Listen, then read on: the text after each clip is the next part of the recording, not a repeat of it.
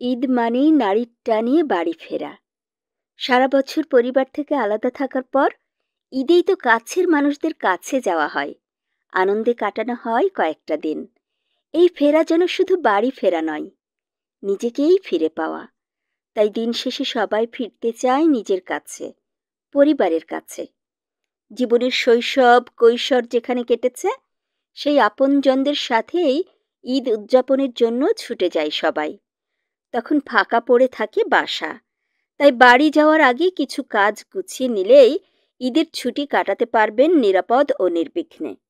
বাড়িতে যাওয়ার আগে যে কাজগুলো সবার করা উচিত, একটি তালিকা তৈরি করুন, কাগজে বা স্মার্টফোনে। ব্যাগে কি নিতে হবে, কার জন্য কি নিতে চান, কোন কাজগুলো আগে সেরে ফেলতে হবে এবং ঈদে কোথায় কোথায় বেড়াতে যেতে চান সেগুলো। যে ব্যাগগুলো নেবেন সেগুলো আগেই গুছিয়ে রাখুন। মোবাইলের চার্জার, প্রয়োজনীয় ডকুমেন্টস ও ঔষধ গুছিয়ে সঙ্গে রাখুন। গ্যাসের চুলা ভালোভাবে বন্ধ করে নেবেন, কারণ কোনো কারণে গ্যাস লিক হলে বিস্ফোরণের সম্ভাবনা থাকে।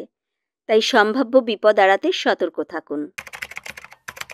বাসার ইলেকট্রিক বাতি, fan, computer, microwave, oven, washing মেশিনের সুইচ বন্ধ করুন। সবগুলো ইলেকট্রিক প্লাগ খুলে রাখার চেষ্টা করবেন। ফ্রিজে কোনো কিছু না থাকলে ফ্রিজ খালি করে বন্ধ করে যেতে পারেন।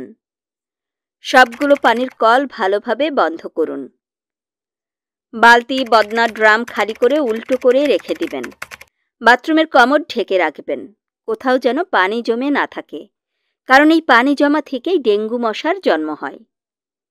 গ্রীষ্মকালে ঘন ঘন ঝড় বৃষ্টির আশঙ্কা থাকে, তাই যেখানে পানি জমার সম্ভাবনা থাকে সে জায়গাগুলো চিহ্নিত করে ব্যবস্থা নিন।